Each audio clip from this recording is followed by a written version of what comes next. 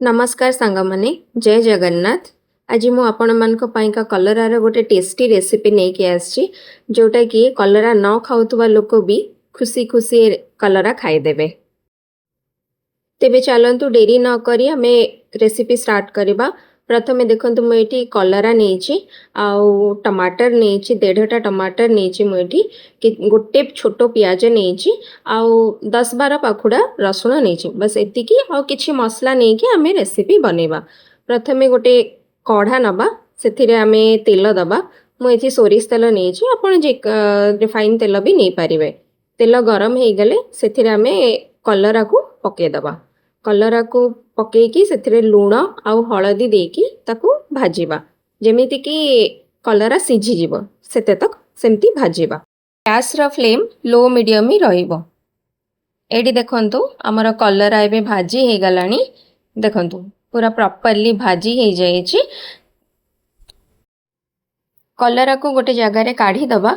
Eigen से कढ़ारे आमे सोरिष तेल नबा।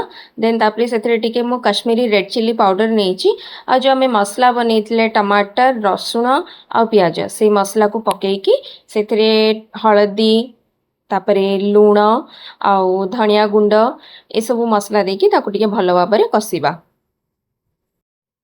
एट देखो मसला एबे आमर प्रॉपर्ली कसी हो जाए तो ये आम एबे जो भाजी की रखी कलरा ताको ऐड कर दबा आउ टिके भलो भाबरे मसला सहित मिसेकी ताको आउ थरे गोटे मिनिट पाइका कसी दबा।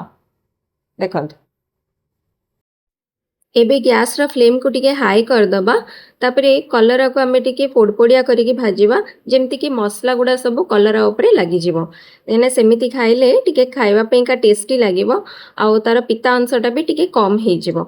ये जो लोक कलरा खाऊ नथिबे तांको भी एटा इजीली से माने खाई परिबे। देखंतु एठी कलरा हमर प्रॉपर्ली भाजी हे गलानी पूरा रेडी भी हे गलानी। आ मैं गोटे प्लेट रे ताको काढी दबा।